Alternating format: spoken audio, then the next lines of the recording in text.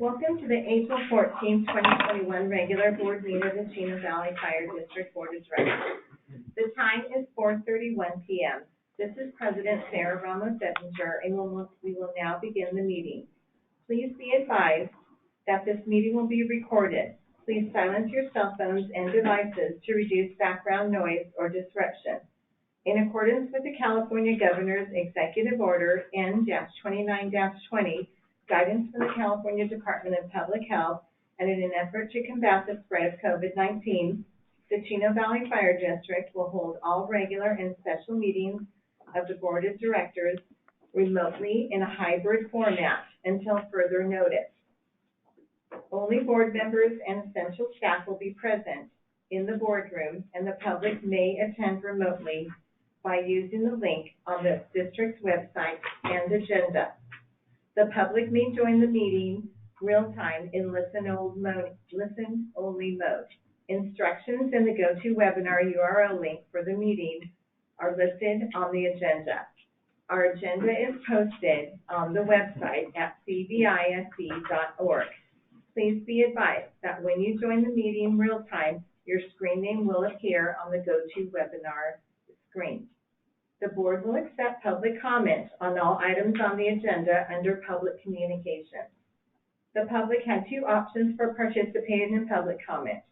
One option for participation in public comment was to submit comments to the clerk of the board by email at clerk@chofire.org prior to the beginning of the meeting. Comments received by email will be read real-time by the clerk of the board during the specified time. Emails are limited to 300 words. Please note that your name will be read into the record. The second option for participating in public comment real-time is to register prior to the meeting at the GoToWebinar URL listed on this agenda. If you have registered for public comment, the clerk of the board will call on you. Unmute your microphone when it's your turn to speak.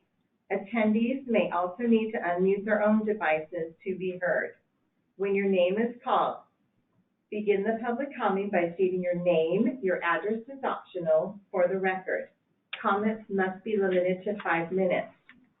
For a recorded viewing of the board meeting, you may access the Fire District website the day following the meeting at www.cvisd.org and click on Video Archive.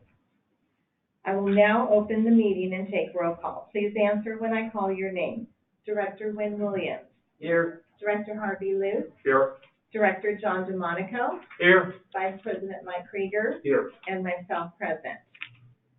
Before I adjourn the open session to closed session portion of the meeting, I will read the closed session items. Conference with legal counsel, existing litigation. Paragraph 1 of subdivision D of section 54956.9. Name of case. City of Chino versus CDCR, San Bernardino Superior Court Case, number CIBDS 1917019. Conference with Real Property Negotiator. Pursuant to Government Code 54956.8, the Board of Directors will meet with its designated negotiator, Fire Chief Tim Shackelford, regarding real property owned by the City of Chino Hills and located in an undeveloped parcel located on the south side of Soquel Canyon at the intersection of Soquel Canyon and Pipeline Avenue. The Board of Directors will instruct the district's negotiators concerning the price and terms of payment. Conference with Labor Negotiator. Meet with the board's previously appointed negotiator, Fire Chief Tim Shackelford, Finance Director Steve Heide, Human Resource Director Christy Kuchara, and Oliver Lee of LCW regarding negotiations between the Teamsters Local 1932 non-safety unit employees and the Chino Valley Fire District per Government Code Section 54957.6. Conference with Labor Negotiator. Meet with the board's previously appointed negotiator, Fire Chief Tim Shackelford, Finance Director Steve Heide, Human Resource Director Christy Kuchara, and Oliver Lee of LCW regarding negotiations between the Chino Valley Professional Firefighters Local 3522 CVPF Safety Unit and the Chino Valley Fire District per Government Code, Section 54957.6. Clerk of the Board, did we receive any public comments on these closed session items? Good evening. We have no public comment on these items. Okay, thank you very much. I will now adjourn the open session to closed session. We will return to the open session once the closed session has concluded, and the closed session will conclude at approximately 6 p.m. Thank you. Meeting attendees should now disconnect their GoToWebinar. When the closed session adjourns, we will reopen the open session to report at the closed session. Please use the same meeting link and reconnect to the meeting at approximately 6 p.m.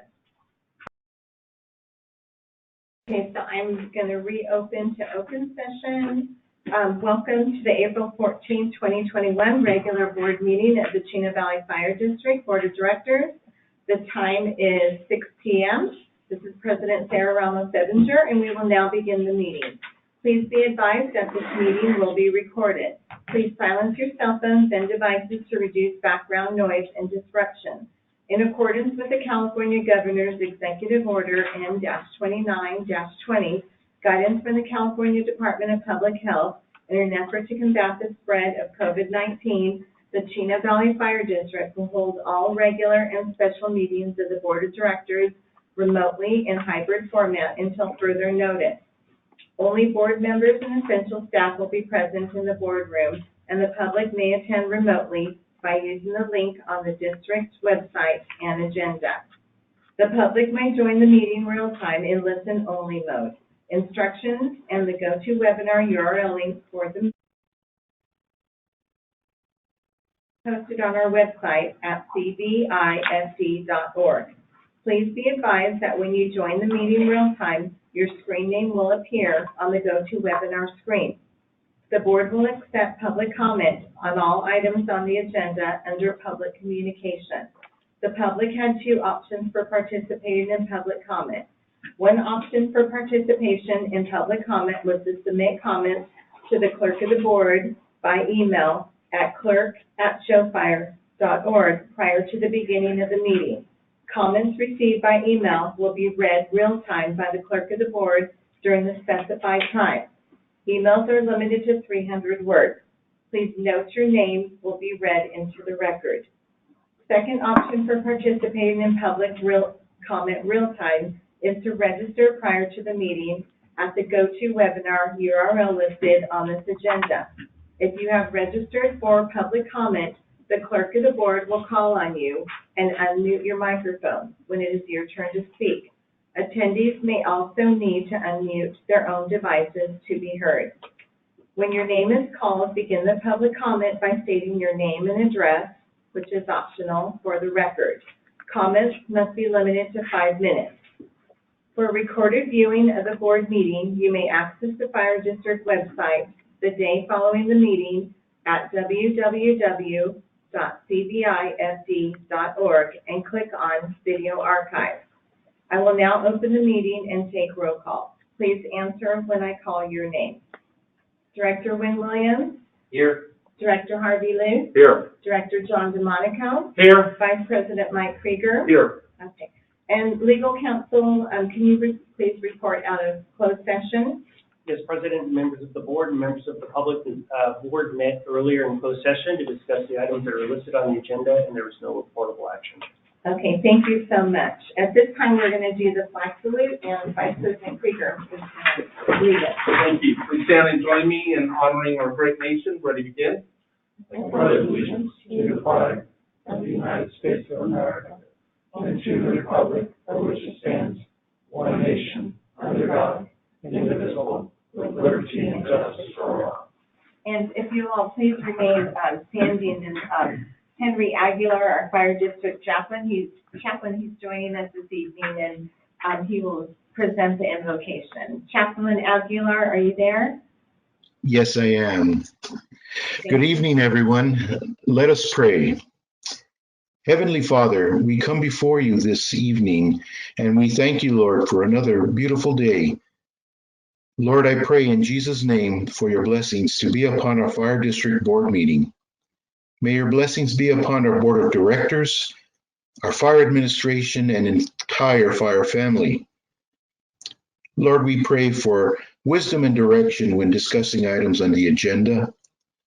Lord, we thank you for your continuous blessings upon our fire district, and may your will always be done. In Jesus' name we pray. Amen. And thank you so much, Chaplain.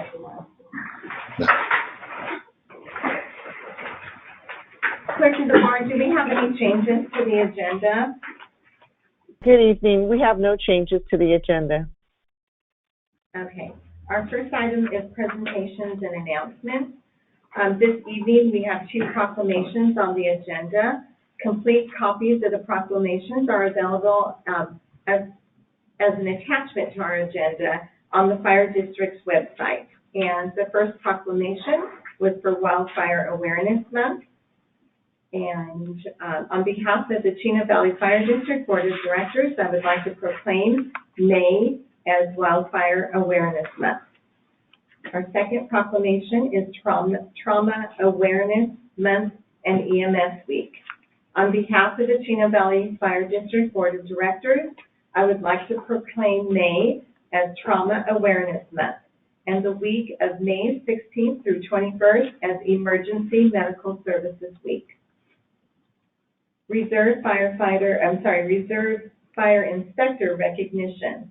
This evening, the Fire District is recognizing Reserve Fire Inspector Brandon Grimmett for his service as a Reserve Fire Inspector from 2019 to 2021. Brandon assisted with various follow-up fire inspections as well as community outreach programs. Brandon is always willing to offer his support to admin staff and various projects. Brandon was raised in Huntington Beach, California. He spent most of his youth playing baseball. Brandon found his passion of serving others by working in customer service for 13 years. In February 2021, Brandon was hired by the San Bernardino County Fire Department as a fire prevention officer trainee.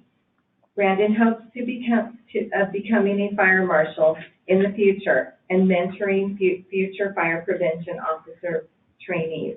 Thank you, Brandon, for your dedication and service to the Chino Valley Fire District.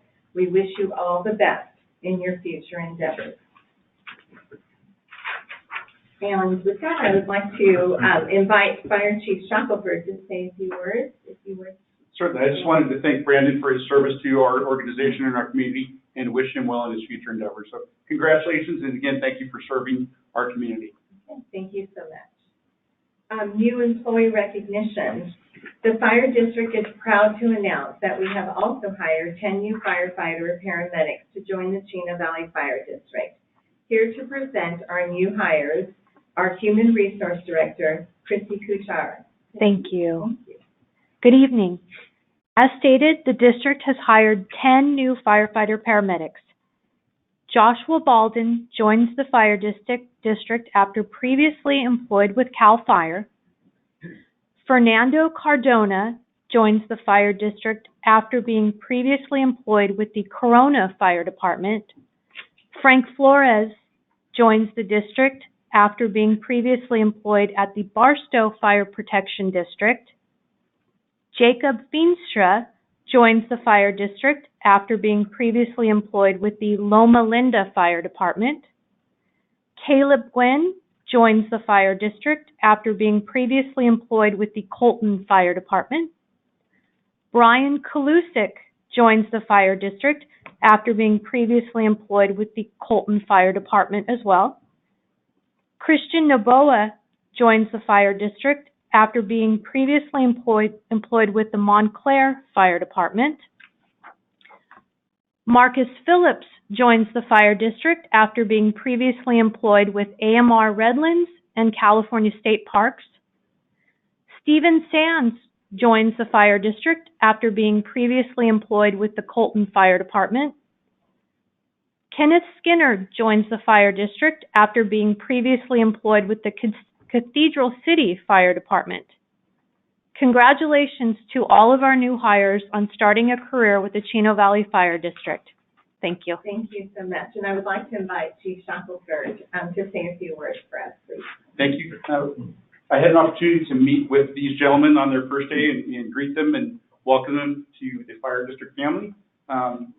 So far, all reports are good. Things seem to be going very smoothly for all of them, and we are glad that they're here with us and wish them well throughout their career. Thank you. Thank you very much, Chief. And on behalf of the Board of Directors, I would like to congratulate each one of you and welcome you to the Chino Valley Fire District. Thank you. Okay, we have our exciting employee promotions. Today, we are also recognizing 6 district employees who have recently been promoted. Adam Barker, Matt Robertson, and Ethan Sanders have been promoted to engineer. Also, Travis Foster, Arnold Clement, and Travis Young have been promoted to captain. Engineer Adam Barker began his career with the Chino Valley Fire District on October 8, 2012 as a firefighter paramedic, was promoted on March 27, 2021 to engineer. Congratulations on your promotion. Engineer Robertson began his career with the Chino Valley Fire District on January 11, 2016 as a firefighter paramedic, was promoted to engineer on March 27, 2021. Congratulations on your promotion. Okay, engineer Ethan Sanders began his career with the Chino Valley Fire District on July 25, 2011 as a firefighter paramedic and was promoted to engineer on March 27, 2021. Congratulations on your promotion. Then we have Captain Travis Foster. He began his career with the Chino Valley Fire District on May 30th, 2017 as a firefighter paramedic. He promoted to engineer on February 2nd, 2020 and to captain March 27th, 2021. Congratulations on your promotion. Captain Arnold Clement began his career with the Chino Valley Fire District on June 16th, 2008, and as a firefighter paramedic. He promoted to engineer on August 19th, 2011, and to captain on March 27th, 2021. Congratulations on your promotion. Captain Travis Young began his career with the Chino Valley Fire District on June 24th, 2005 as a firefighter paramedic. He promoted to engineer on April 1st, 2017, and to captain on March 27th, 2021. Congratulations on all your promotions. And next, we'll move to public communication. This is the time and place for the general public to address the Board of Directors about subjects that do not appear elsewhere on the agenda. The public may address items on the agenda at the time addressed by the board. Due to board policy and Brown Act requirements, action may not be taken on any issue not on the agenda. When you address the board, please state your name and address, the address is optional, prior to making your remarks. Please limit your comments to 5 minutes. Clerk of the board, did we receive any requests to speak? We have no request to speak. Okay, and we will move to liaison reports to the fire district. Clerk of the board, do we have any liaison reports this evening? Yes, this evening we have Suzette Dang from San Bernardino County, 4th District. Okay. Hi, Suzette. Good evening. Good evening, President Ramos-Evinger, Vice President Krieger, Board of Directors, our Chief, Deputy Chief, staff, and our Chino Valley residents. This is Suzette Dang with 4th District County Supervisor Kurt Hagman's office. I have few announcements. First, Supervisor Hagman's next anticipated document shredding event will be in Chino on Saturday, May 1st, between 9 a.m. to 12 p.m. or until the shredding truck reaches capacity. Location is Chino City Hall, parking lot at 13260 Central Avenue in Chino. This is a free event for our San Bernardino County residents only, and mask is required and limited to 3 standard size filing boxes for documents per vehicle. On Monday, April 19th at 11:30 a.m., San Bernardino County Economic Recovery Virtual Series will be hosted by Chairman Kurt Hagman. This webinar is free to register. Next, San Bernardino County has also established an emergency rental assistance program that will be dispersed. They will disperse more than $46.8 million in rental assistance to residents affected by the COVID-19 pandemic. Qualified applicants can apply for arrears accrued from March 13th, 2020, and the program will be available through December 31st or until all funds are exhausted. Now, for COVID vaccination by the numbers as of today, county residents who are fully vaccinated, the numbers are 354,738. That's 22%. And the county residents who are at least partially vaccinated with one dose is 928,702. That counts for 57.6%.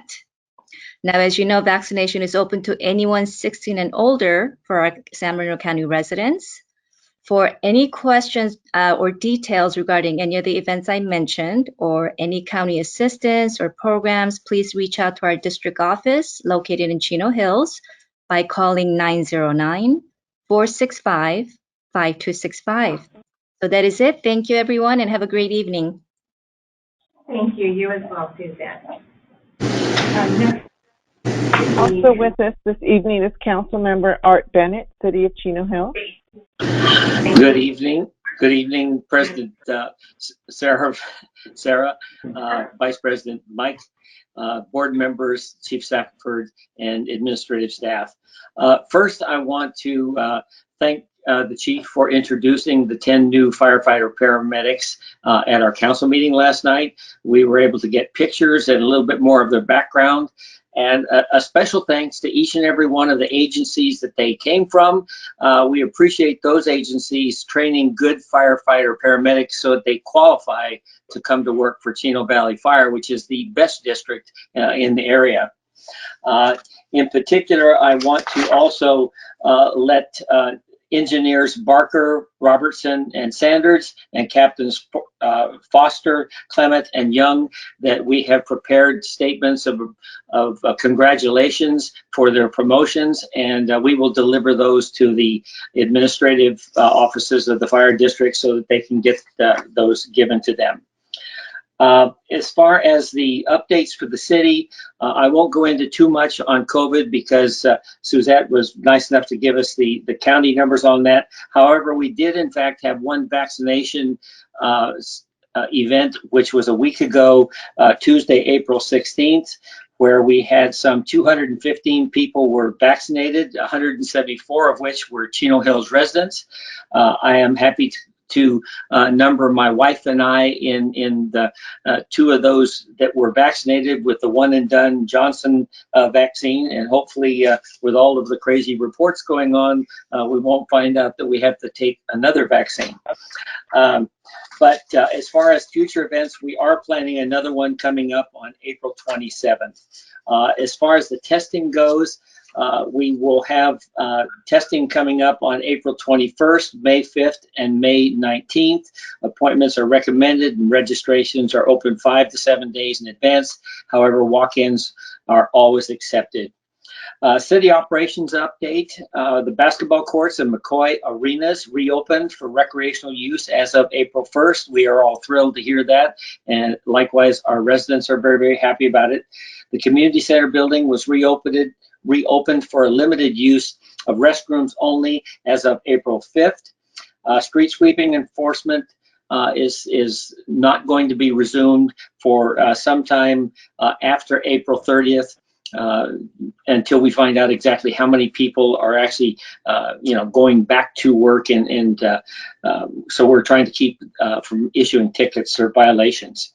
The James S. Ballman Chino Hills Branch Library resumed regular hours of operation on April 10th. Library to-go services are still being offered. Indoor services, including public computer access, limited to 1 hour, and access to the library collection. Visit sanbernardino.gov/library for more information. Each and every Tuesday, we are still having blood drives through the end of June at the Government Center parking lot outside City Hall. Appointments are recommended and can be made online at www.istream.org or by calling 800-879-4484.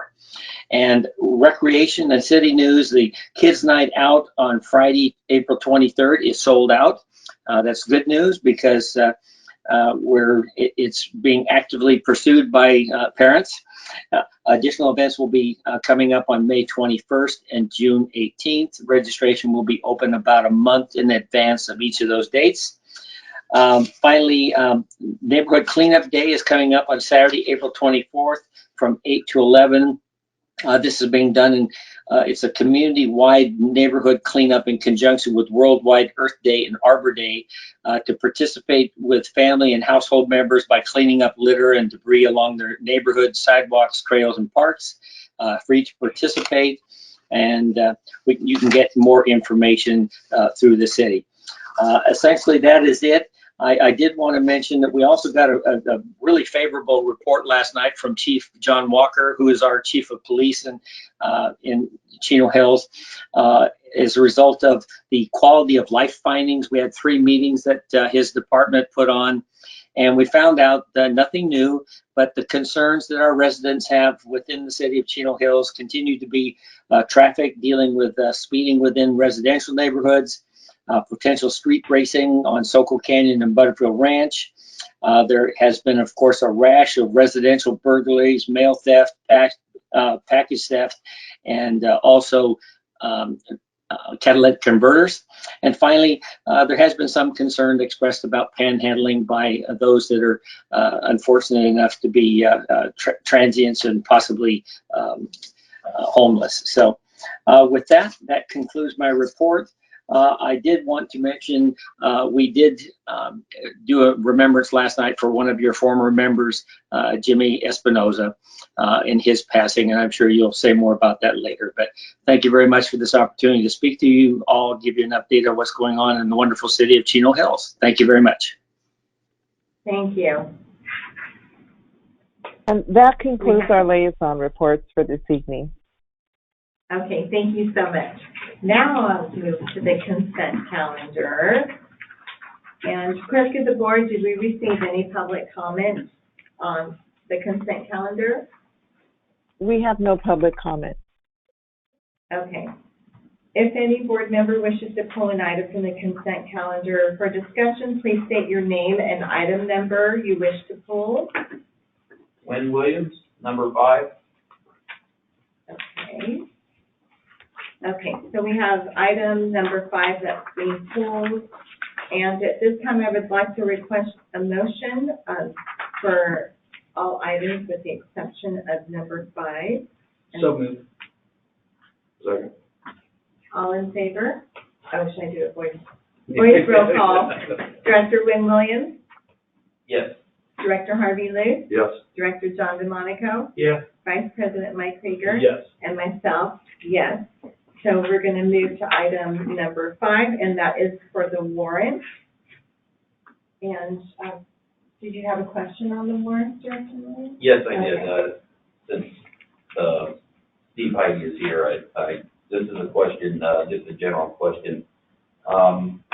If we have questions on the warrants,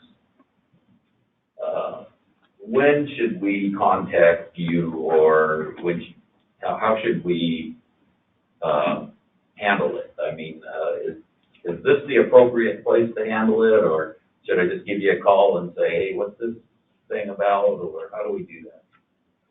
Tim, do you have any direction? Sure. What I would suggest, Director Williams, with that, if the question arises once the agenda goes out, you can send me an email. More than likely, I'm going to go direct to Steve, and he'll either reply back to you and just copy me on it, or if it warrants a phone call, then we can make arrangements for that based on the parameters that are established right now for interacting with you. So an email would be preferable. That's probably the quickest way to get you a response to your question. But if you do come across a question with the warrants, just email me if you can provide specific information so I know exactly what you're talking about, and I'll get with Steve, and one of us will get back in touch with you quickly with an answer.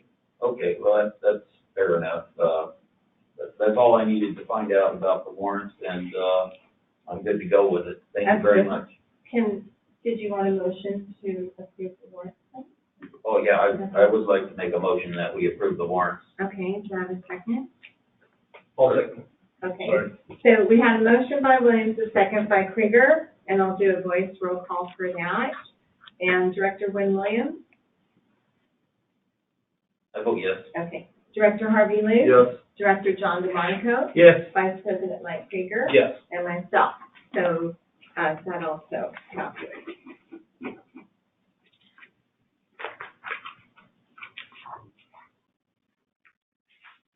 Old business, none. New business, resolution number 2021-10, allocating surplus funds to reduce pension liabilities through budget amendment number 5 for fiscal year 2020-21. Purpose is to review, approve, and adopt resolution number 2021-10, allocating FY20 budget surplus funds toward reduction of pension liabilities as budget amendment number 5. Finance Director Steve Heidi. Heidi, will you please present your report? Thank you, President Evinger, members of the board, good evening. In fiscal 17, the district adopted the Chino Valley Fire District 115 Retirement Trust. That is an irrevocable trust, meaning that funds going into that trust may only be used for the express purpose of accelerated pension funding. In conjunction with the adoption of the trust, the district also adopted a funding policy specifying that up to 1/3 of annual excess revenue or budget surplus would be allocated toward accelerated reduction of pension liabilities. Pleased this evening to present for the board's consideration the results of fiscal 20, period ended June 30, 2020. The adjusted excess revenues amounted to just under $2 million,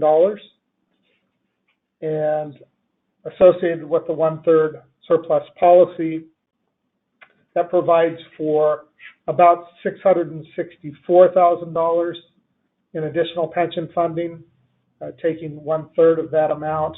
Staff is further recommending that that amount be rounded to an even $670,000.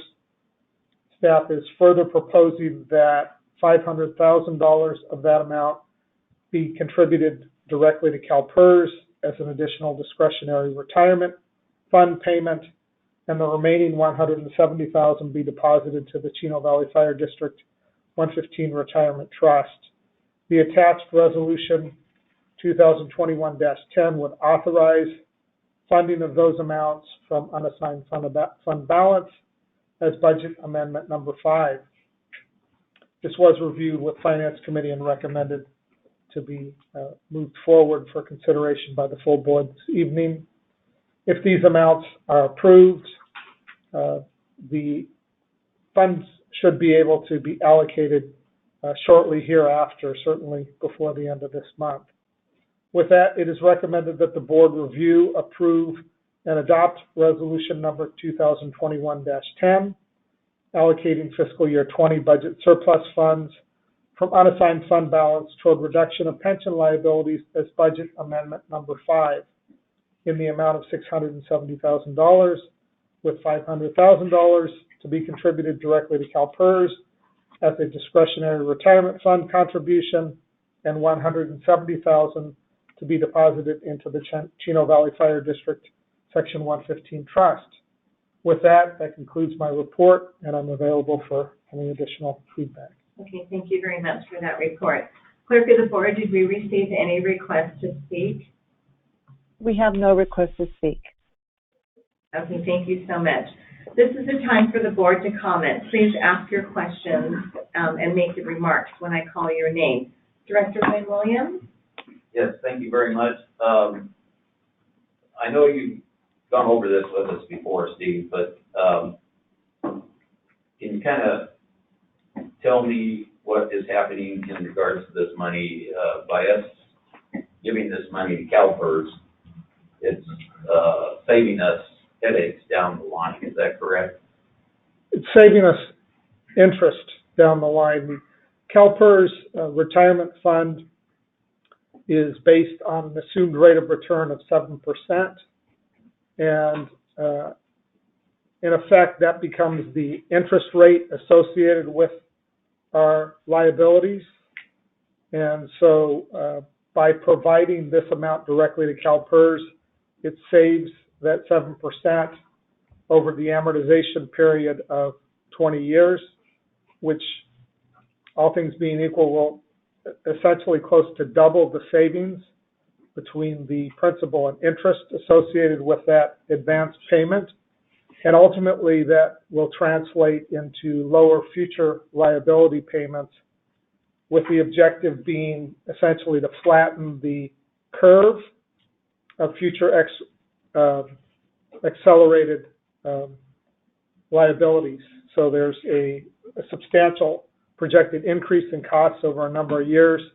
By being proactive and making this payment now, it will save substantial dollars in the future. Those will therefore be available to fund other operating and capital activities.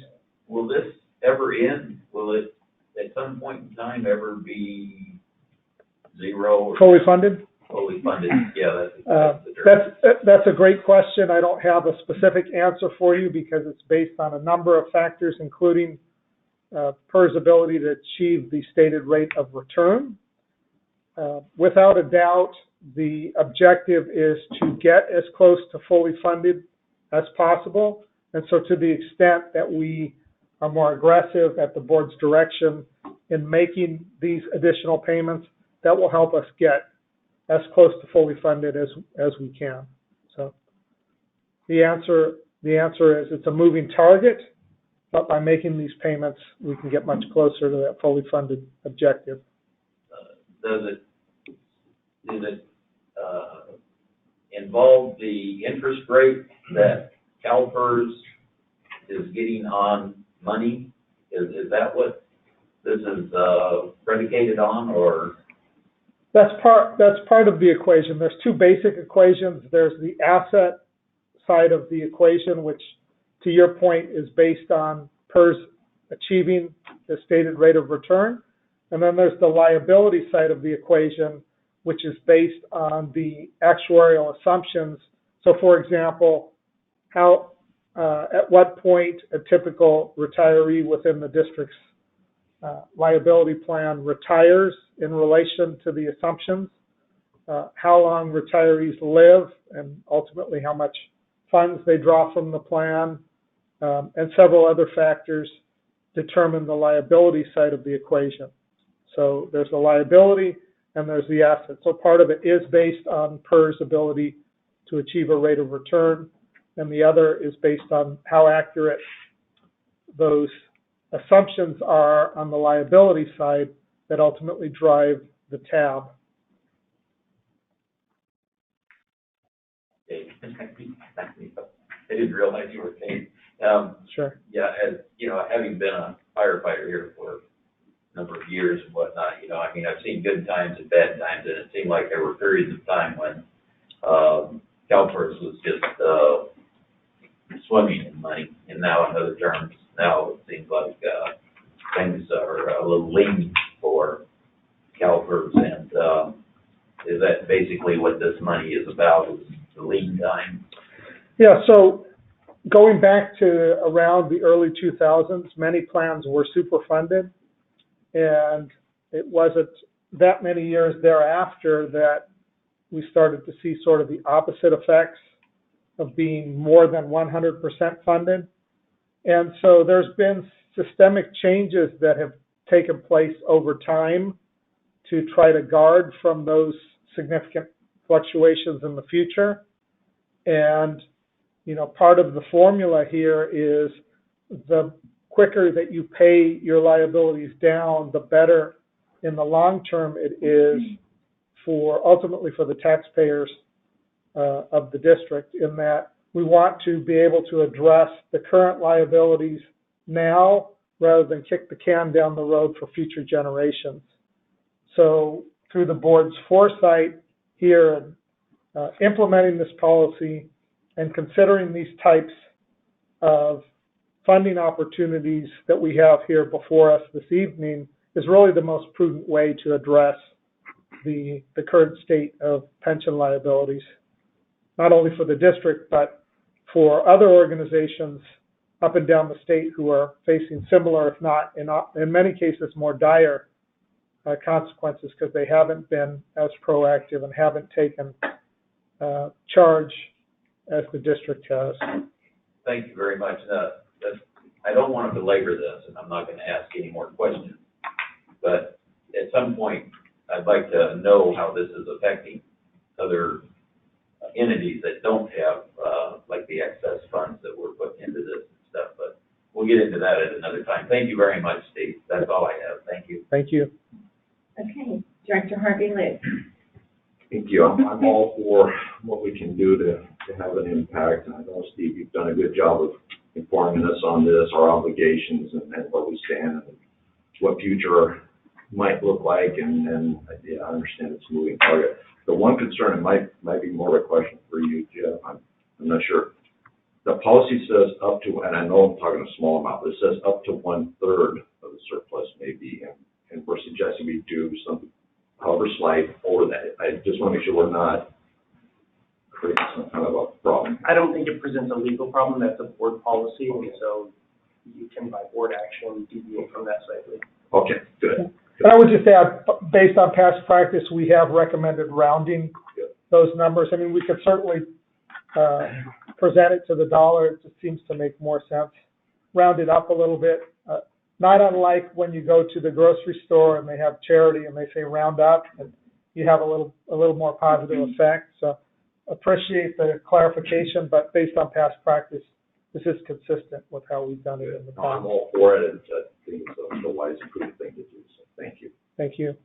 Okay, Director Tom DeMonico. Yeah, I've got a couple of questions, Steve. I'm going to use the amount of the 1,991,226. That's like a net figure, right? That's correct. Okay. And out of that, we've taken 1/3 of that and rounded it up to 670, with 500 going to directly to PERS and 170 into the 115 trust. And I guess the remainder of the money just goes into unfunded reserves. Yes. Okay. But where I'm going with my other question though is 1/3 a good amount to be paying this down, or should we maybe in the future consider raising that to a half or something? What's your best opinion on how we should handle this, and if we should maybe increase that a little bit? Because I don't know how. I know it's expensive and we're doing a lot of things. Yes. Would it be beneficial for us to do a little bit more in the future? The board always has the option to approve a larger dollar amount. I would be hesitant to recommend a policy that would tie the board's hands, for example, to a 50% mark. And so using the example of the $1.9 million adjusted surplus, we do see fluctuations in annual budget from year to year. So for example, for this fiscal year, we have, and we're going to discuss this a bit more on the next agenda item, nearly $3 million commitment to capital associated with vehicles. So heavy stock, in particular fire engines. So it is, although 1/3 is an aggressive amount, if you're talking about by policy potentially putting half of a surplus, that could create a strain on the budget in those fairly rare years. But like this year, where we have significant capital requirements that cause us to need to fund additional dollars in the following year's budget. So 1/3 seems aggressive, but not overly so. So let me follow up with this question then. With the 115 trust, if I understand it correctly, if we got into a position where we had to use that money, we could use that money to pay the PERS. Correct. Draw it out of there. Yeah. So I guess would it be prudent if I were to make a motion to say we should go to half, still only get PERS 500,000, put the rest of it into the 115 trust? That would certainly be an option. If would that be something that would be financially acceptable at this point? Well, I think that's the view of the board as to that. I mean, we have the funds available to do that if the board were to decide to do that this evening. So, and certainly in that respect, to my prior comments, the quicker we pay down the liability, the better, and that in combination of payments directly to PERS and funding of the 115 trust, in the long term, provides significant benefit to the district. Thank you. So, legal counsel, with him making that motion, is that something? I haven't made the motion yet, Okay. I'm going to when the time comes. Okay, I just wanted, we'll chat. So, okay, Vice President Krieger. Yeah, one of the best things that we ever did, one of the things I'm most proud of being on the board for 8 years now, is setting up the 115 trust and coming up with this policy as we did. It was 3 or 4 years ago, that any surplus money, a percent would go to pay off the unfunded liability. You know, I think that we were being very aggressive and very much on purposely said that we're not going to be kicking the can down the road. We're going to address it today, tomorrow, and for the future years to get this under control. So we took action, and I'm really proud that we did that. John, I totally agree with you that it's great when we do this. I believe Steve has come back to us with a mid-year budget adjustment where we have actually put extra money mid-year outside of this to the unfunded liabilities outside of this discussion. I think I'd be hesitant to do that tonight. I would rather take that money and have it, as he discussed. We have a very large capital expense with the fire engines coming up, that discussion. And I think it's better that Steve evaluate it as a whole through his normal budget cycle than come back to us as he's done. I believe the last 2 years, he's come back to us with a mid-year budget adjustment of saying, hey, you know, we do have enough money to throw a little bit extra towards our unfunded liability. So my recommendation would be to do this, but continue to put pressure on Director Heidi to come up with money. And as I'm always asking him, you know, where's the money? But to come up with money and to address this even more and make sure that we just keep that as a focus for him as he's going through the budget cycle. I'd just like to answer that real quick, because I didn't hear where, if we did increase this amount, to where it would be an impact on us right now. Or in the future, maybe I interpreted it wrong. But well, it's difficult to answer this evening. I think to Vice President Krieger's point, although by formula, as we close out 6/30/21, we will likely not be in a surplus position. To Mike's point, as we evaluate the final bottom line for the current fiscal year and look at projections for the first half of the next fiscal year, and come back toward the mid-year budget time, that might be more prudent at that time to then say, we don't have any automatic funds within the 1/3 calculation, but would propose X number of dollars based on the then current circumstances of the next year's budget. okay, no, I'm good with that, because I just don't have a proponent of paying us down. Yes. Because a number of years ago, we had a side fund that we paid off of about $5 million. Yes. Saved a tremendous amount of money in interest. Almost And that's equal amount. It's got to be, what, 12 years ago or so, 10 years ago? Yeah, yes. Yeah. Yeah. And I kind of view this the same way. Yes. We're getting eaten alive sometimes with interest, because that Yeah. interest is not cheap. So staff would certainly commit at the board's direction in conjunction with next year's mid-year budget process to bring back for the board's consideration additional accelerated funding, even though, like I said, it probably will not likely be triggered by the 1/3 policy. If I could I'd like to be Thank- proactively Um, with this. who is on the finance committee on our group here? Sarah and I. Okay, yeah, I would say that, it should be something that should be presented to the finance committee. In other words, John's proposal, and taken up in the committee and then brought back to the board as a unit rather than us do something about it tonight. That's why we do have a finance committee, so thank you very much. Okay, and, I think my comments mirror, that of everyone here, and I'm very, very proud that we've done this. Thank you, Steve. Thank you, everyone, because this is really, really a big deal for us, and we really appreciate the efforts for this. And if I could just add, with regard to the 115 trust, it is hovering at a balance of about $7.7 million. So that provides great flexibility in terms of further reduction of liabilities as appropriate in the future.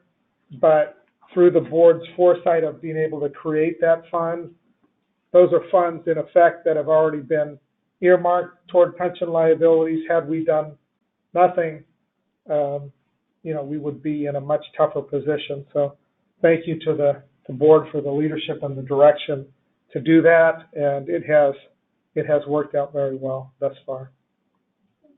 Thank you. At this time, I would like to request a motion. If you can please state your name. John DeMonico, and I'd like to make a motion to approve the recommendations written. Okay, I have a motion. Do I have a second? I'll second. Okay, I have a motion by Director DeMonico and a second by Director Williams. At this time, I'm going to call for a roll call voice vote. Director Wynn Williams? Yes. Director Harvey Luce? Yes. Director John DeMonico? Yes. Vice President Mike Krieger? Yes. And myself, yes. Okay. Item number 9, resolution number 2021-11, approving budget amendment number 6 for fiscal year 2020-21. Purpose is to review, approve, and adopt resolution number 2021-11, approving budget amendment number 6 for FY21. Accountant Don Burns, can you please present your report? Yes, thank you. Good evening, President Ramos, Evinger, and members of the board. We are well into the 4th and final quarter of fiscal year 20-21. A review of the current budget was done to determine if adjustments were necessary to reflect anticipated ending balances. Table 1 in your staff report indicates the proposed adjustments. Additional revenues of just over $3 million versus additional expenses of approximately $1.8 million result in a favorable budget adjustment of just over $1.1 million. The most significant adjustments are related to out-of-area emergency incidents. Please refer back to Table 1 of your staff report. Under revenues, the third line, mutual aid recoveries, reflects additional expected revenues for response to the out-of-area incidents. This $2.2 million will be reimbursed to us from state and federal agencies. Under expenses, lines 1 and 2, coverage, training, and support, and emergency response and leave, reflect the overtime associated with the out-of-area incidents. These unbudgeted costs total $2.1 million. Resolution 2021-11 amends the current budget to reflect these adjustments and is expected to be the final budget adjustment for fiscal year 20-21. In addition to reviewing the budget for final adjustments, a review was done to determine if any significant projects budgeted for the fiscal year would not be completed by June 30th.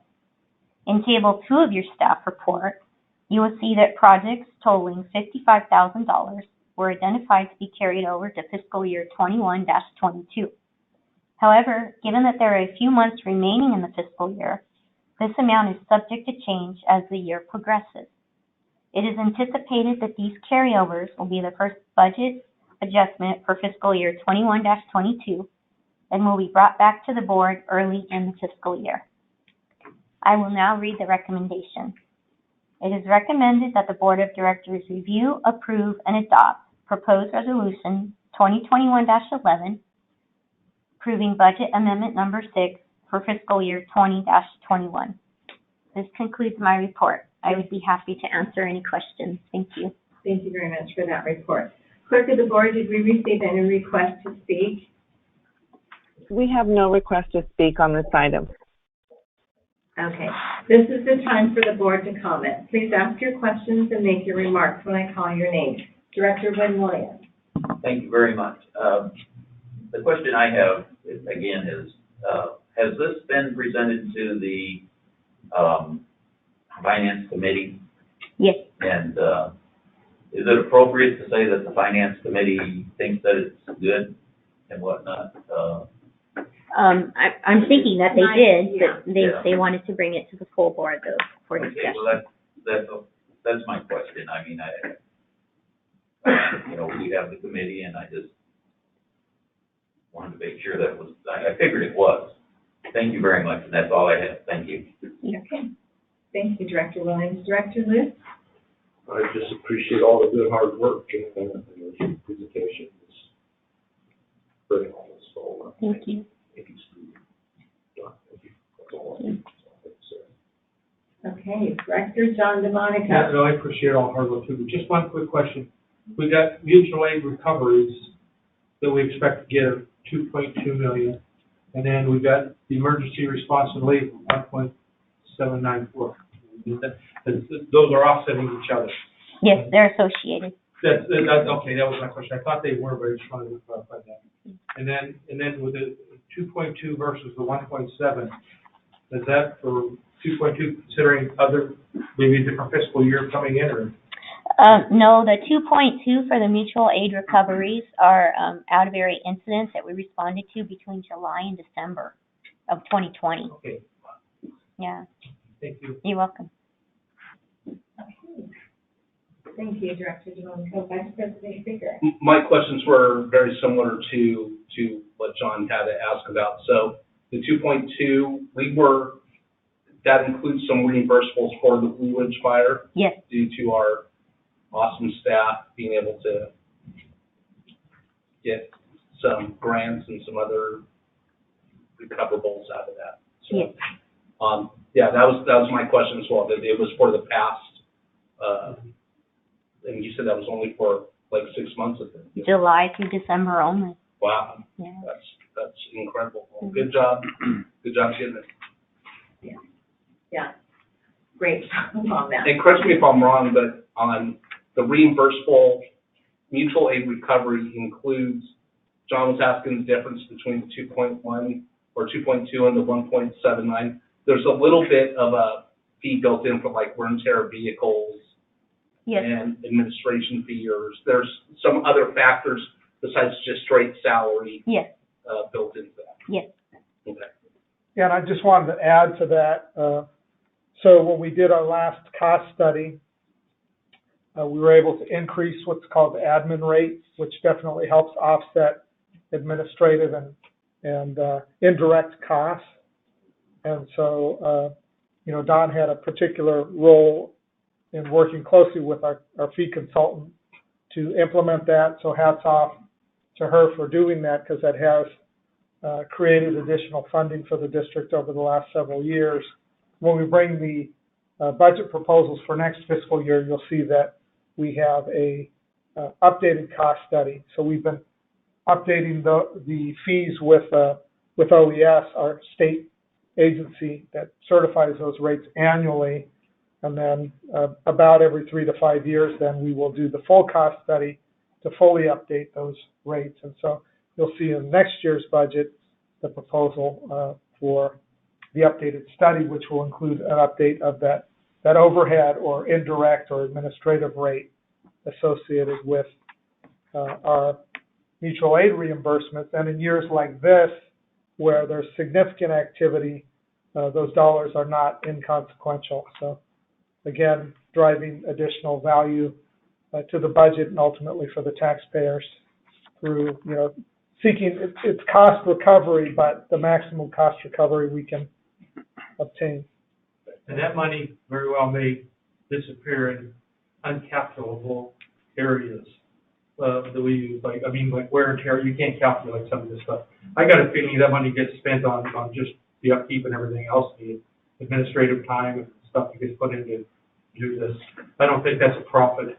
No, not at all, and that's why we have to go through the extensive process of the fee schedule and of the consultant to ensure that we've done it, to meet the legal requirements and ultimately to stand up under audit if any of the regulatory agencies come in and review that. We don't want to be in a position of having to give back monies for unsubstantiated costs. But to your point, it's not profit. It is just ensuring full recovery of our costs. President Ramos, if I could add to that, our finance director is being very humble, as he usually is, and Steve had a significant role in driving forward that fee study, and I do want to remind the board, after we did do that fee study, within the first 6 months, the difference between the standard admin rate that we would receive from the state and the actual rate that we received based on that study more than paid for the cost of the study, and that was a number of years ago. So Steve was responsible for driving that forward, and it's been very significant for us. And again, those are all costs that we've been able to demonstrate back to the state and stand behind. So big thank you to Steve and his staff for pushing that forward, and we will look to do that again next year as well with an updated study.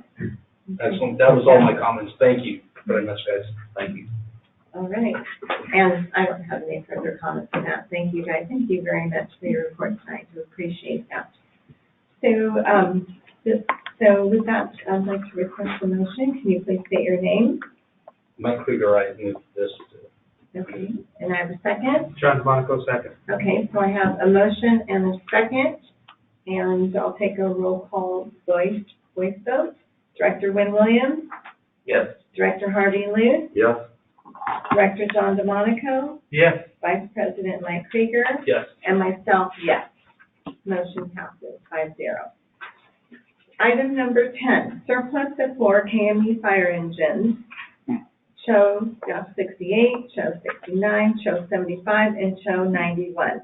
Purpose is for the Board of Directors to review and approve the surplus of 4 KME fire engines. And we have Battalion Chief Carlos Seabar. If you can please present your report. Thank you. Thank you. Good evening, President Ramos Evinger and Board of Directors. Thank you for the opportunity to present.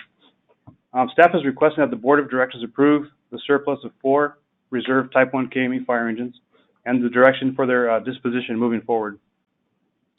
The district recently has taken possession of 4 new 2020 Pierce Aero XTs fire engines in February of this year. The current frontline Pierce engines, which are 11 and 12 years old, have exhausted their frontline status and will be moved into reserve status. The district has adopted national standards for frontline fire apparatus of 12 years and reserve status of 8 years for a total of 20 years of service life. The 4 KME fire engines are between 19 and 24 years old. These units require annual pump tests, DOT inspections, fluid changes, parts that deteriorate such as hose, belts, and tires. With increased age comes increased costs. There's a financial impact to the district with ongoing maintenance. A value assessment was conducted using apparatus auction sites for the 4 KMEs. They determined that the year-end condition of the KMEs are valued somewhere between $5,000 and $8,000 per unit. This direction was taken by the district previously with other apparatus such as the LTI tiller truck.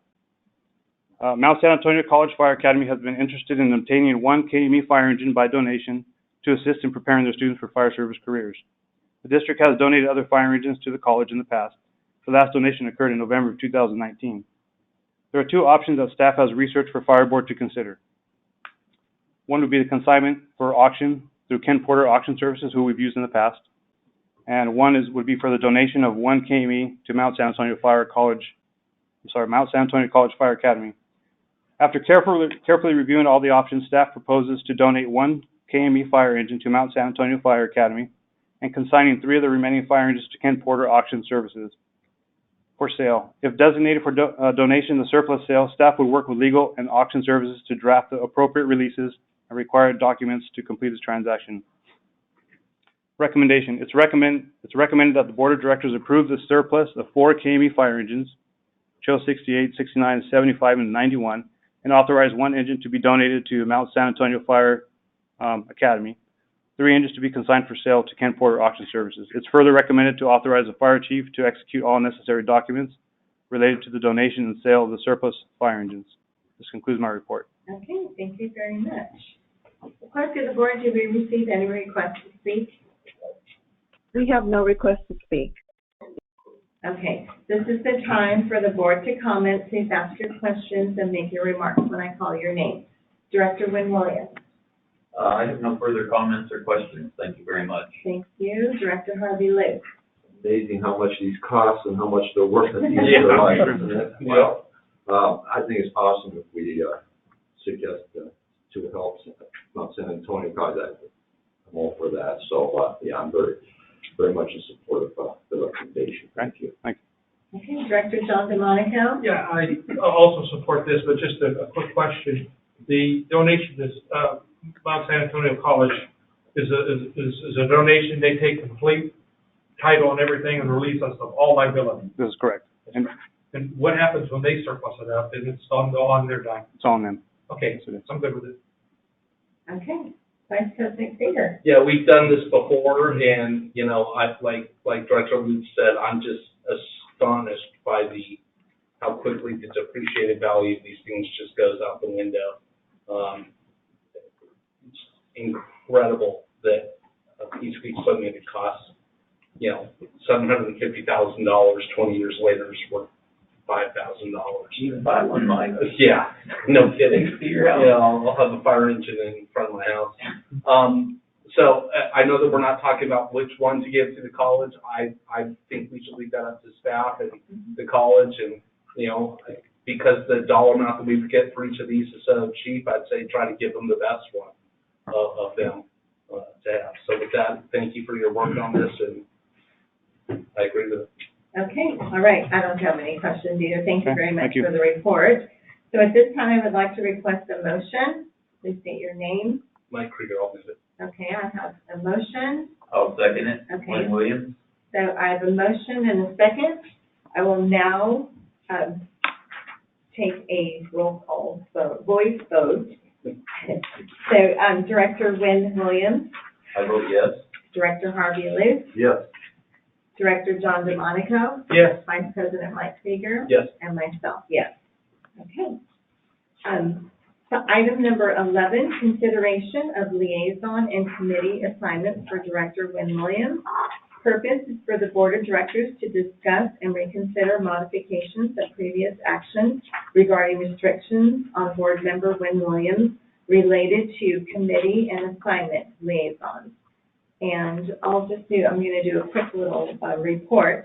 At the March 10th, 2021 regular board meeting, the Board of Directors discussed previous board action regarding restrictions placed on Board Member Wynn Williams and took action to make modifications. The board discussed addressing liaison and committee assignment restrictions previously imposed by the board action at the April board meeting, and this item is currently before the board for discussion. Okay?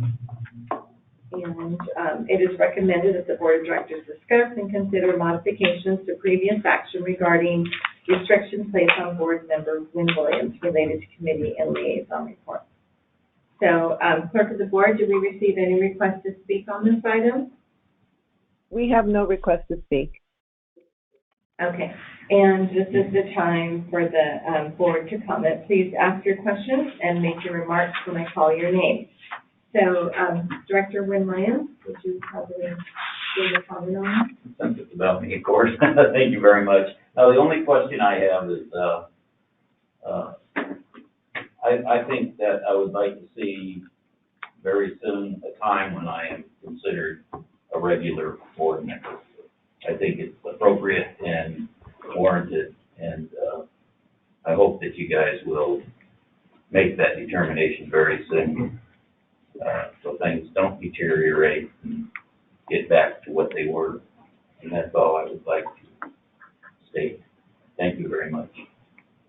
Okay, Director Harvey Lewis, would you like to start the discussion?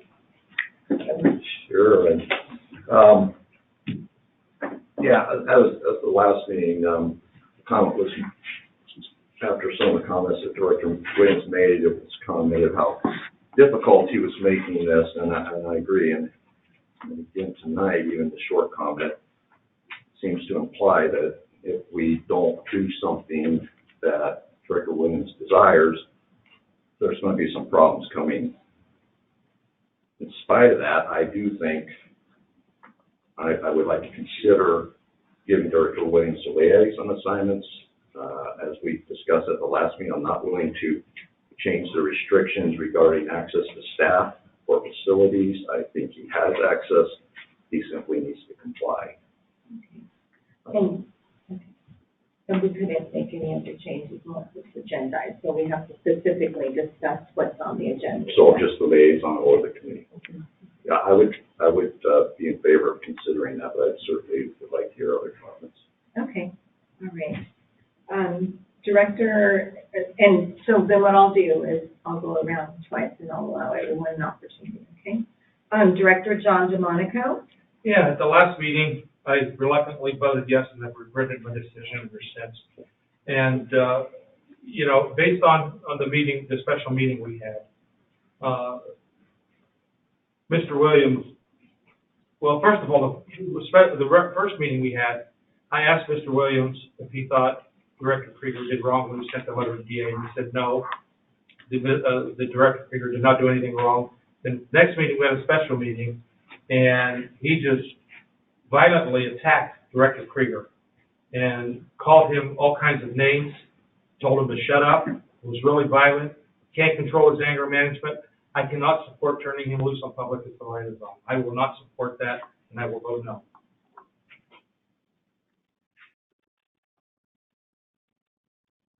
Okay, Vice President Krieger. Yeah,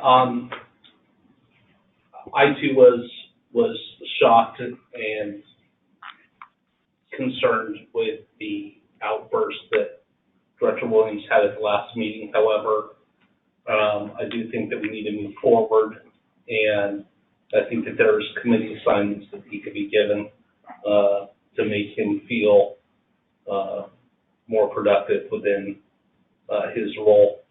And I'd be willing to consider giving up one of my committee assignments, the Correctional Institute for Women.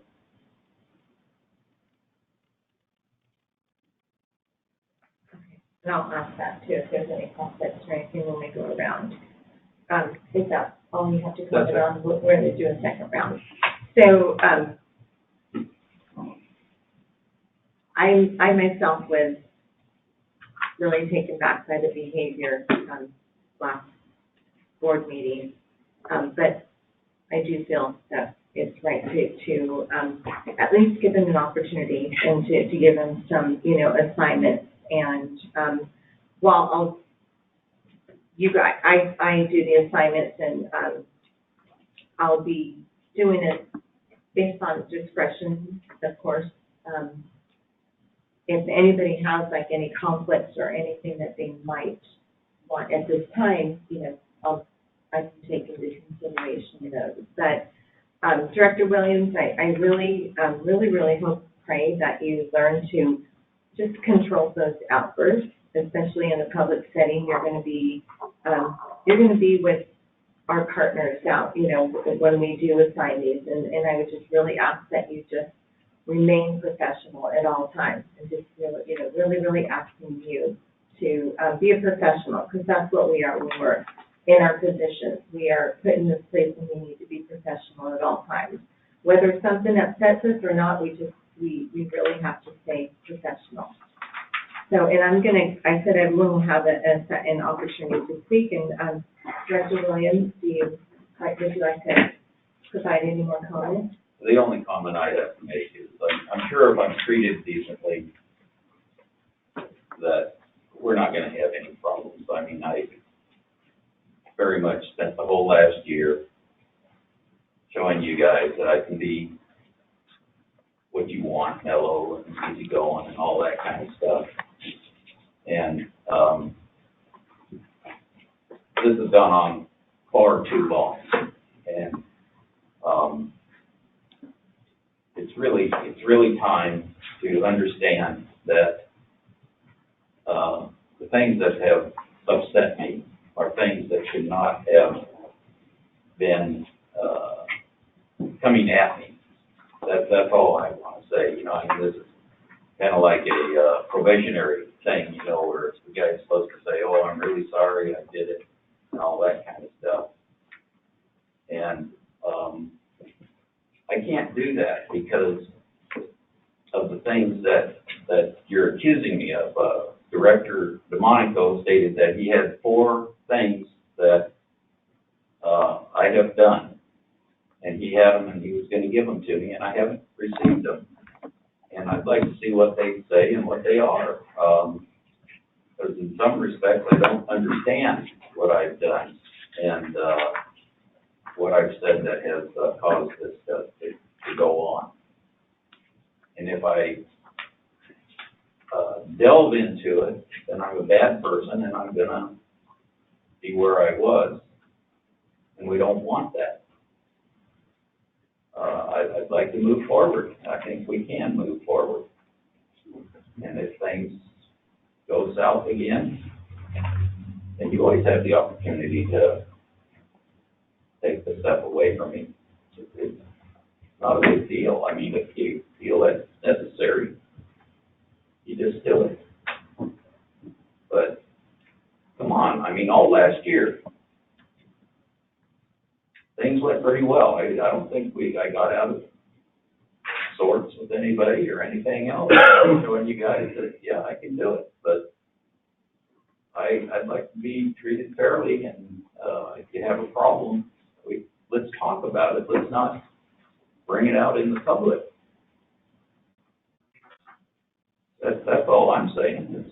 This stuff doesn't have to go on in front of everybody.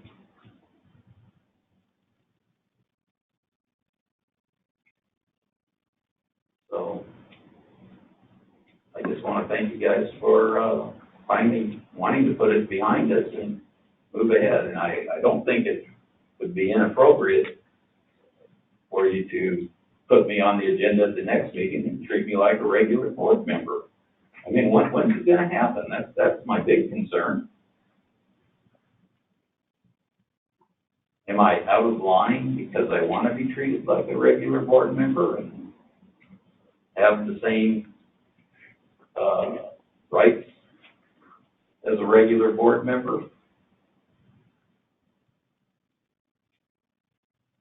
I don't see that person wouldn't want something like that. That's all I have to say. Thank you very much. Thank you, Director Lynn. And Director Litt. Not making it any easier, Lynn. Everything is if I'm treated fairly, if you guys treat me nicely, then I'll behave. I still think it's time to move forward. It's time to move on.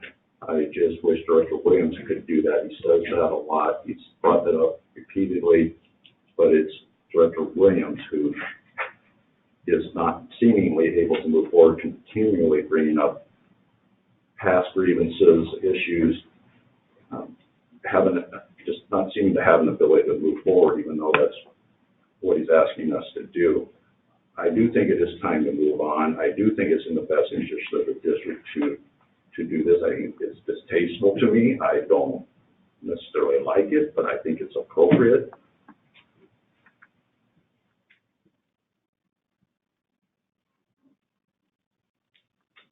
And I think that was my answer. Okay. Director John DeMonico. Yeah, I'd like to address the 4 things I had at the last meeting. There were 4 resolutions of censure that were approved by this board and given to Mr. Williams. When he was sitting here on a dais with us when the censures were approved by the majority of the board. I had those censures because I went on the website of the Chino Valley Independent Fire District, went to the past agendas, and printed them off from the past agendas. And I'm appalled that you don't know what they contain. And if you don't know what they contain and you want to see them, I suggest you go on a website, go onto the past agendas, look them up and print them off, and see the resolutions of censures on you. And with your difficulty controlling your anger and the displays that you've had throughout the time you've been on the board, and you say for the past year, well, I'm just going to go back to the past meeting when you exploded. When you do things like that, there is no way, with my convictions myself, that I can turn you loose on the public. So So I cannot support giving you any liaison assignments or turning you loose on the public until I know myself that you can control your anger management. And up to this point, you have not convinced me that you can control your anger management. Matter of fact, you've done just the opposite. So I cannot support moving anything forward with you for any assignments. I'm done. Thank you. Vice President Krieger. Treat people as you want to be treated. That's all my comments. And again, I want to make the statement because I'm not doing this, Director Williams, because you're threatening me or because of anything else at all.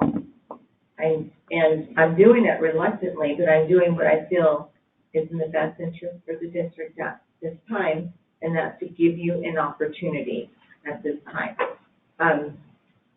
I will have to limit the exposure, of course, you know, and I'm going to take a look at the assignments, and I want to see if I have the committee assignments here, and if there's any conflicts that anybody, you know, might have.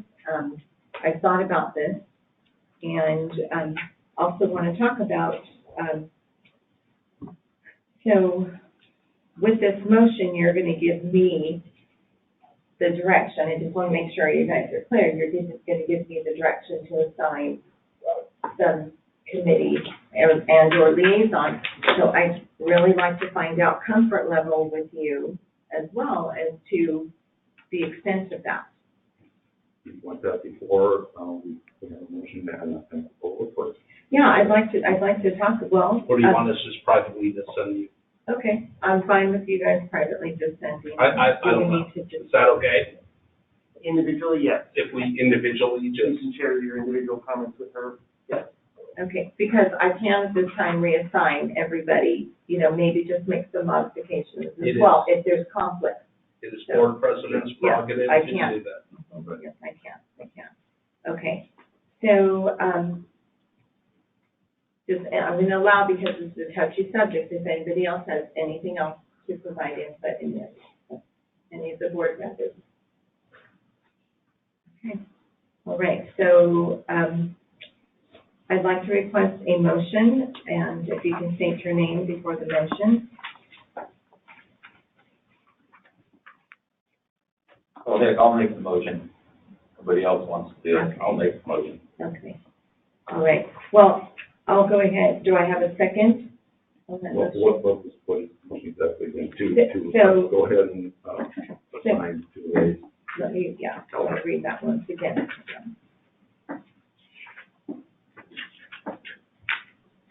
Okay, so the recommendation was, it's recommended that the Board of Directors discuss and consider modification to previous action regarding restrictions placed on board member Wynn Williams related to committee and liaison reports. So the motion is to give you the authority to assign liaison assignments, handle committee assignments. I'll second. Okay, Director Lewis, second. Director Lays the second. I have Director Williams as the motion, and I will now take a roll call voice vote. So, okay. So Director Wynn Williams, I vote yes. okay. Director Harvey Liu, Yes.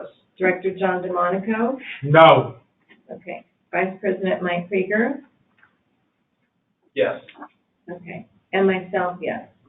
So the motion passes 4-1 with Director DeMonico.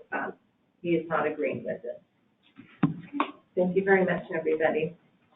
And next we have Fire Chief comments. Do you have any comments for us this evening? I do. Good evening, President Ramos-Evinger, Vice President Krieger, members of the board. Under Board Activities and Public Relations, on Monday, April 12th, a memorial service for retired engineer Ray Santoyo was held at Calvary Chapel, Chino Hills. And on behalf of the men and women of the fire district, I would like to extend our condolences to the Santoyo family. It's a very nice service, and thank you to the board members that were able to attend. The Red Cross informed us that during the blood drive event hosted here at the Training Center on March 9th, they collected 29 units of blood, which equates to saving up to 87 lives. On Saturday, April 17th, the fire district will be hosting a fireworks safe surrender event here at the Training Center. Local residents can drop off any fireworks that they would like to dispose of from 10 a.m. to 3 p.m. On Saturday, April 24th, the fire district will be hosting a sharps waste collection here at the training center, and that event goes from 8 a.m. to 1 p.m. Organizational items of interest. A recruitment update from HR Director Christy Couture. Christy. Thank you. Good evening again. Excuse me. We are currently conducting an internal promotional opportunity for fire chief, as you're aware. The internal posting closes on April 26th. There are no other active recruitments at this time. Thank you. Thank you, Christy. You're welcome. And I'm very pleased to share this with you. The district has been awarded a Distinguished Budget Presentation Award from the Government Finance Officers Association for our fiscal year 21 original budget. This is the fourth consecutive year the district has received the GFOA award since our inaugural submission in fiscal year 18. So thank you to Steve and his staff for their outstanding work once again with this. I'm also pleased to share with you that Deputy Chief Scott Atkinson has completed the National Fire Academy Executive Fire Officer Program. And we will recognize Deputy Chief Atkinson for this significant achievement at the Bay Board meeting. So congratulations to Scott for that accomplishment. Is he gonna stick around a couple more years to use it?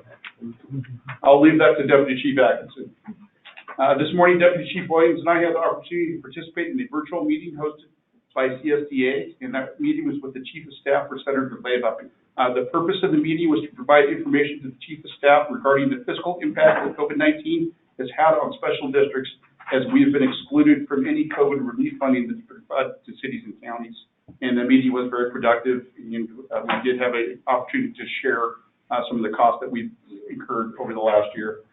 On April 6th, the clerk of the board department launched the fire district's new automated records request platform, Next Request. This new application will be the official portal for all records requests for the district and will be accessible to the public through the fire district's website. The new portal will also accept subpoena record requests. Under upcoming events, a finance committee meeting is scheduled for April 26th at 8 a.m. and the Chino Valley Mayor's Prayer Breakfast is scheduled May 11th at 7 a.m. And the location has been changed. I don't know if you saw the updated email somebody received that. That concludes my comments for this evening. Thank you. All right. So Director, this is the time for the board to comment. Please provide me comments when I call your name. Director Vermillion. Thank you. At the last meeting, Director DeMonico made a statement about he's standing behind him. I don't remember this incident at all. I mean, there wasn't any animosity on my part or anything, but yet he made the statement that I stood behind him in a threatening manner or something to that effect. And when we talk like this, I'm always first to talk, and then a statement like that is made, and I do have a question. Can you elaborate on that for me, John, and tell me when that was and where and what I did? President Ettinger, this is not an appropriate time to have a discussion among board members. It's really for board comments. Well, he made the statement in the meeting like this that I had threatened him in some form, and I think this is exactly the appropriate time for him to comment on it, because I couldn't ask him, well, what is he talking about? I had no idea. And you're saying, well, this is not the time to do that. When is the time to do it, Jeff? When it's agendized, this is board comments. It's not an agenda item. Well, if I say you're a murderer, I mean, that's pretty bad to say something like that. And I would think that somebody would have a right to know why I make a statement in that regard. And, oh, gee, we got to agendaize it. I think that's ridiculous. I think it's pretty bad for a board member to make a comment in regards to that and leave it hanging. But, okay. See, now I'm a bad guy now because I questioned it. Now I'm the bad guy. Okay, one thing, when I get my checks mailed, I don't get any check stub. The check goes directly into the deposit. I don't get any check stubs or anything. How can I get some check stubs on that, Chief? I'm not sure what this is related to. Well, this is related to pay. My check goes direct deposit for the board time. but there's no way of showing the pay and where I get, what money's coming out for taxes or anything like that. I was wanting to know how I can get a check stub that shows that. Is there a way of doing that on a monthly basis, or? Oh, yeah. Yes, please. All of your information is contained on your portal on eSuite. On what? eSuite. And that, Suite. yes. It's a website to go to. Right. That information was provided during your onboarding. Would it be in his board packet? Or Not, it would have been sent electronically. Okay. Yes. So if you would like, we can provide a follow-up email that would have a link to that website that you can log into and check that information. Well, that'd be great. I sure appreciate it because, I've been going along here with, no information for quite a while. And the other question I have is, when do we get new clothes? Is there a certain time, like, every 2 years, or, how are the board clothing distributed and how often and whatnot? So typically that's been done when board members transition onto the board after an election cycle. And then generally on an annual basis, we do that. So if there's a request for that, I have to reference board policy to see if there's any specific limitations on the time frame, the dollar amount. But I believe it's been done on an annual basis. I also believe that because of what's occurred with COVID, there's been far less travel by board members, so I don't know that there's been quite the same need. Historically, and I don't want to start back and forth there, but I believe it has been done annually or as needed, as requested by board members, but I do believe there are some limitations on the dollar amount or the frequency. So I have to reference the policy. I don't know that off the top of my head. Okay, yeah, I didn't know, and, I picked up a few pounds in Covoid and probably other things, just overeating. So,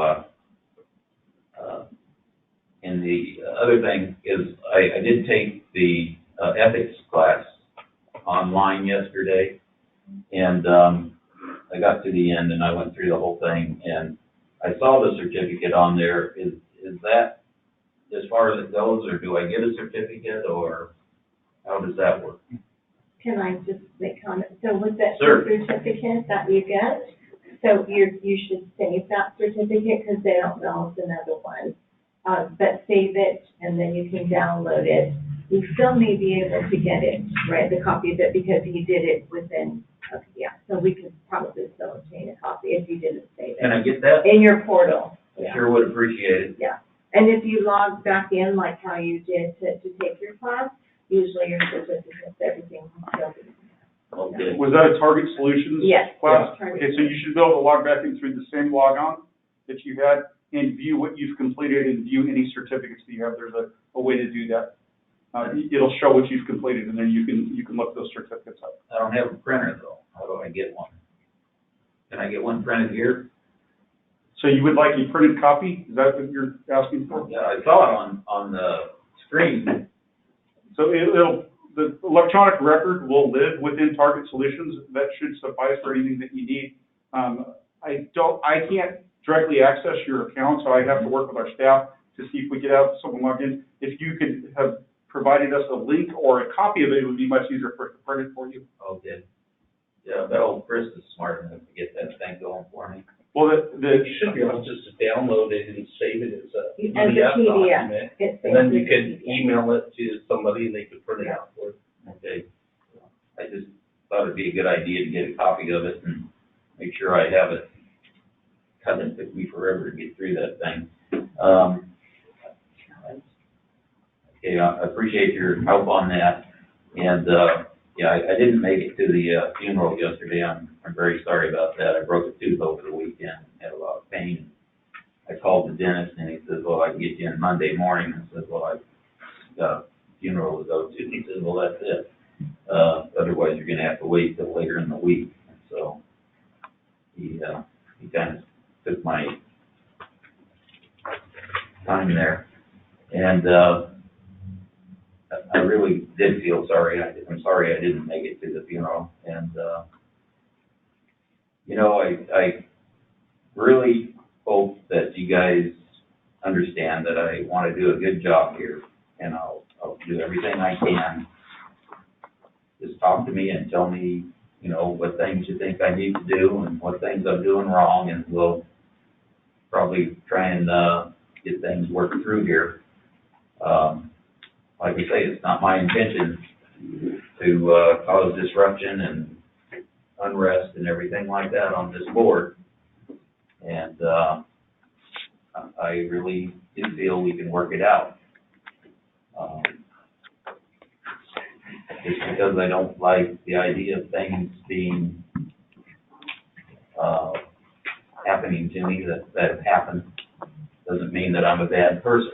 Nobody would like it, and I don't think anybody would appreciate it. I mean, I don't want to be in a position where I'm sitting here crying to you guys about how unfair life is and all that kind of stuff, because that's not the way you get along. And I heard somebody say, treat people decently and stuff like that. It goes both ways. And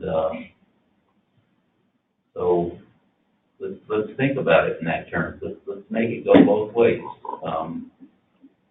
Not about bad win or anybody else being bad. It's about making people feel good about what they're doing. Sometimes I think that there's an attitude that I don't have a right to be on this board. And I'm sorry about that feeling, but I have as much right to be on this board as anybody else. And that means any one of you has the same right, and I have the same right as you guys. So try and think about it like that. And let's try not to be on each other. And if we do have problems or whatever, let's keep it, you know, to ourselves, and we'll try and work through it. Let's not bring it all out here. But by the same token, I'd just like to be a regular board member.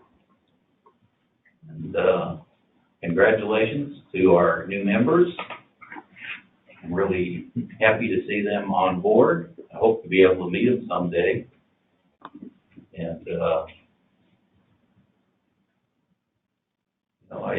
looking forward. I've got a meeting with the chief coming up. Looking forward to talking with the chief. And that will be the first time in over 2 years that I've had a meeting with the chief. So I did get a copy of the letter from Jeff regarding the way things have gone over the past couple of years, and his belief that it was okay for the way things were going with the way they treated me. But like I say, you know, you guys, we want to get along. That's what I want to do, and very much would like to come in here and feel like I'm a regular board member.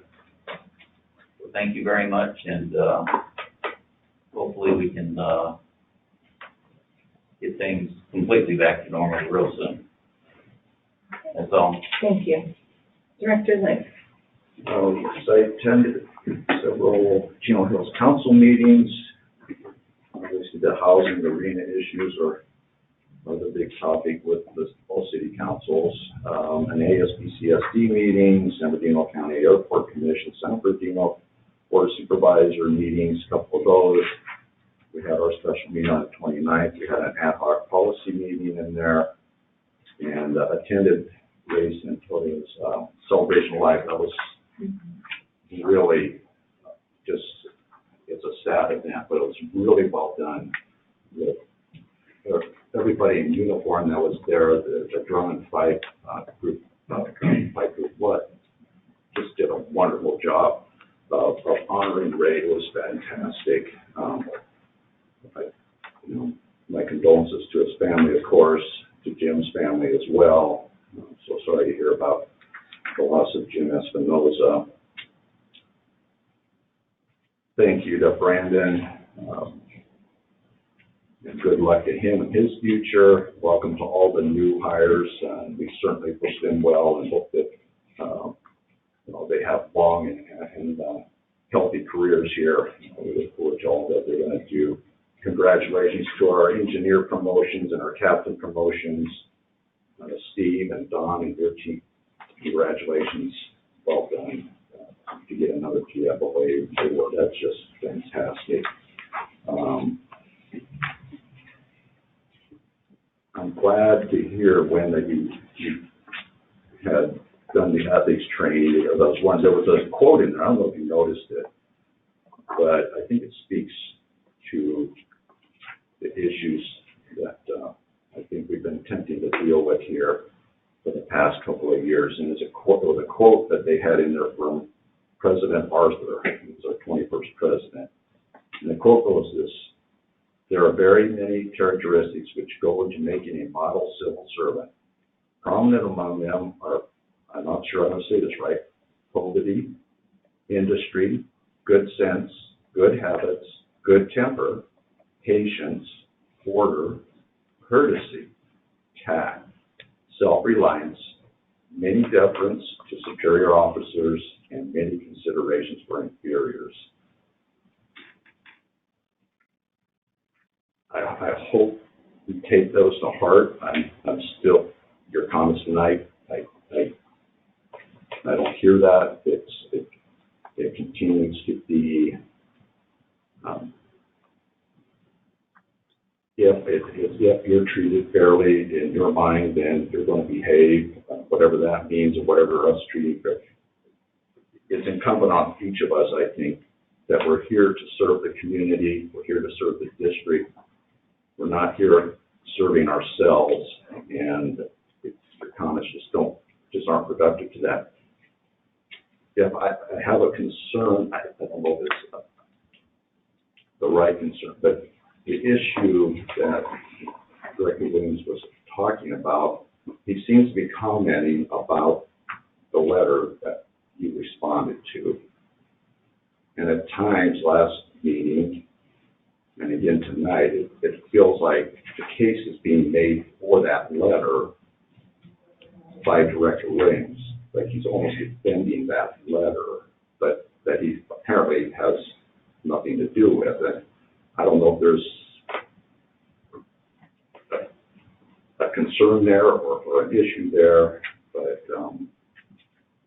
not from your perspective. No, I mean, it's clear that the authors of the letter are defending Mr. Williams and his actions, but they're free to do so and are responding accordingly. So. Okay. All right. With that, I would end my comment. Thank you. Okay, Director DeMonico. Yes. I attended several meetings this past month, the Chino Council meetings, the San Bernardino County Board of Supervisors meetings. They have some long public communications there. Yeah, they do. I attended the IEUA meeting and both CFD Legislative Committee and Fiscal Committee meetings, and nothing to report on those. But I do want to say congratulations to Brandon, and I want to welcome our new firefighters. I want to ask the chief, are we going to get to see them in person? Do we have plans? With the COVID restrictions, we have not brought them to a physical meeting site. And unfortunately, they are now on 24-hour shifts, so it would be very challenging for us to get them all at one meeting. With those schedules to line up, we'd have a combination of personnel that are off duty and on duty. So we did, I believe the board did receive an email, as did our staff, that had pictures of all of them. But unfortunately, it's very challenging to do an in-person meeting with the COVID restrictions currently. And now that they're on shift, that adds another layer to that piece as well. Yeah, I'm sorry, I forgot they had to work for a living. Split my mind there for a second. But thank you. Congratulations to our new engineers and our new captains. Good job on that. Scott, congratulations on completing the EFO. I hear that's really easy. Like what, a 10-minute course? That's correct. 10-year course. Yeah. Good job on that. Congratulations. That's difficult. I'm sorry, regretfully, I was unable to attend Grace Santoya's memorial service or celebration of life, but I do want to extend my deepest condolences to the family. And also, Jim Espinosa. knew of Jim for a long time, but never really got to know Jim until we were on the board together, and we were on the board several years together. And Jim was quite a character, and really became a good friend. It was really enjoyable to get to know Jim and Jim's family. It was just heartbroken for his family to be passed. And I do want to extend my condolences to Barbara and the family on their loss of Jim. And with that, that's going to conclude my comments. Thank you. President Krieger. Yeah, I had several meetings that have happened. Sarah and I had our agenda review meeting. We all met in closed session last week. I attended, yesterday was a busy day. I attended the FDAC conference virtually yesterday and this morning. Yesterday was a speaker, Kurt Henke, who spoke about 201 rights, and specifically to the state dealing with all the different agencies, the state trying to stick their fingers in where it doesn't belong. So it was interesting to hear somebody outside of our area's perspective on it, and it sounds like it's happening to everybody. Today, the state fire marshal spoke and talked about the fire season, which everybody seems to agree, and we've heard this year over year for the past many years. There is no such thing as a fire season. Here in California, it's just one big mess, and they're very concerned about that. There was a lot of talk about pre-positioning units, and there's finally funding to be able to do that. So there was a lot of talk about that today. Attended the CIW meeting yesterday. It's the first time that we've met this year. It's my first time being on that committee, so that was new and interesting to hear about what's going on at the Correctional Institute for Women. Yesterday was the Chino Hills Council meeting. It went really fast until all of a sudden they started talking about traffic in Carbon Canyon, and then there was lots of discussion about that, and I'm sure if you're on social media, you saw there was a big rig accident on the S curves up there just a couple days ago that prompted a lot of this conversation. School district, they're back up and running. Kids are back in school, so parking lots are full and there's lots more traffic with that. Congratulations to the new employees. Glad to hear that they're all up and running and out on shifts now. They're no longer here, right?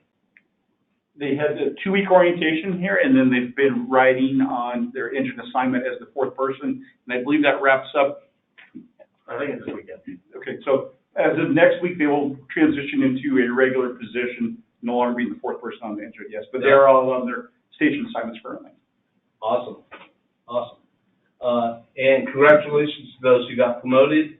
The GFA award for our finance department, fantastic. Congratulations on that. And yes, Scott, congratulations to you for completing the officer course. That's awesome. And of course, like everybody else, I was very saddened to hear about Ray Santoyo. I couldn't make the service as well because yes, John, some of us do still work. So yeah, unfortunately, I couldn't make it. And very sad to hear about Jim Espinoza. I just got to know Jim as I transitioned on, he transitioned off the board. He was incredibly kind and generous to me, and every time I saw him, he made a point to come up and say hi, and I did the same with him. So he did a lot for, outside the board here. He did a lot of volunteerism for the city of Chino, with the boxing club in particular. Just a wonderful man. With that, I'll conclude my comments. Okay, thank you so much. I had several meetings, a couple city council meetings, our finance meetings, and that was on the agenda, special meetings, the GFOA award. Yay! Thank you guys. Thank you for the continued excellence. Really, really appreciate all. I know it's not easy. We really, the board has already said that, but I just want to really say how much we truly, truly appreciate that. And I know we're going to recognize Scott, but I know how much fun, how many years you've been working on that. Congratulations. I know it's taken a lot of family time and dedication, and can't wait till we can recognize you for that, the completion of that. Congratulations, Brandon, and our new hires, congratulations, and Christy, I'm so glad you got to pronounce the last names, because a few of those I'm glad now I know how to pronunciate them. That's always, and so excited for our personal promotions, our guys who continue to promote up to the rank, and just congratulations to all of them. I'm not going to list them all; they were all listed out here.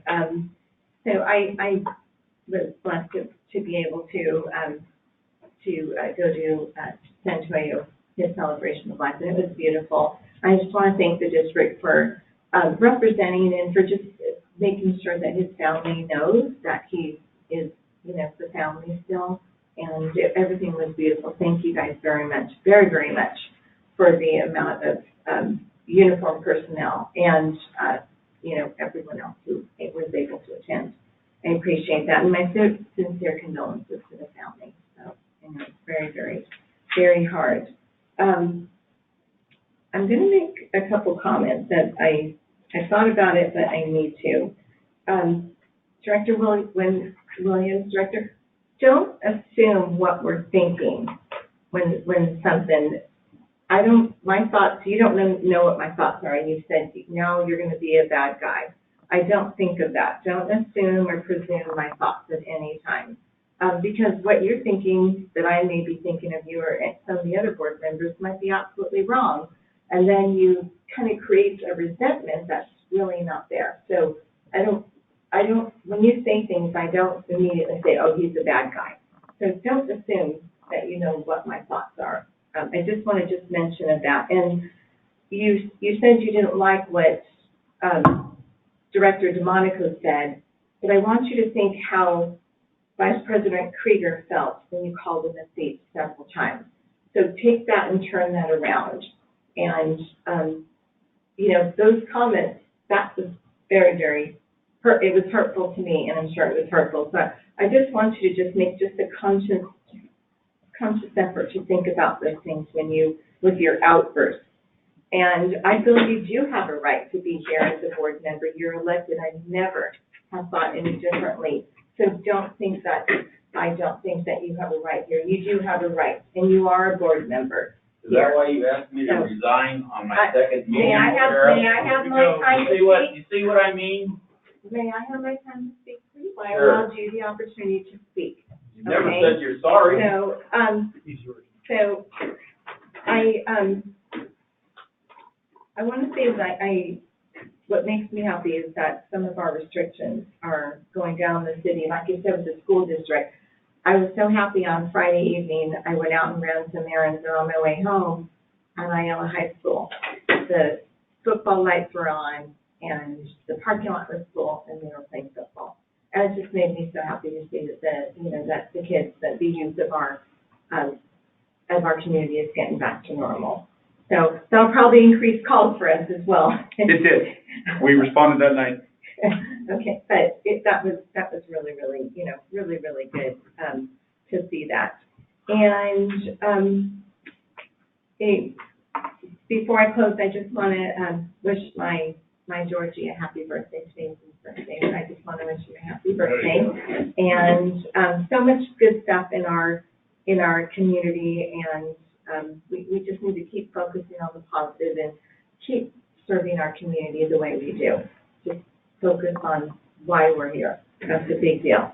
And I want to talk about, Jimmy was very, very special to me. I served on the board with him for a long time.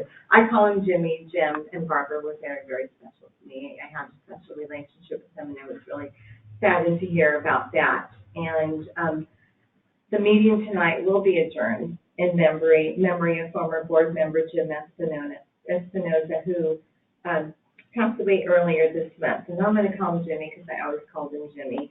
Jimmy was a retired Long Beach firefighter, a long-serving member of the Fire District Board of Directors. He was first elected in 1997 and served as fire board member for almost 16 years. Please keep Jim's wife, Barbara, and the entire Espinoza family in your prayers during this difficult time. We will also adjourn tonight's meeting in memory of Chino Council member Mark Hargrove, who passed away a few weeks ago. Please keep Mark's wife Terry and the entire Hargrove family in your prayers. The meeting will be adjourned to a regular meeting of the Board of Directors of the Chino Valley Independent Fire District to be held on Wednesday, May 12th, 2021. We're adjourned.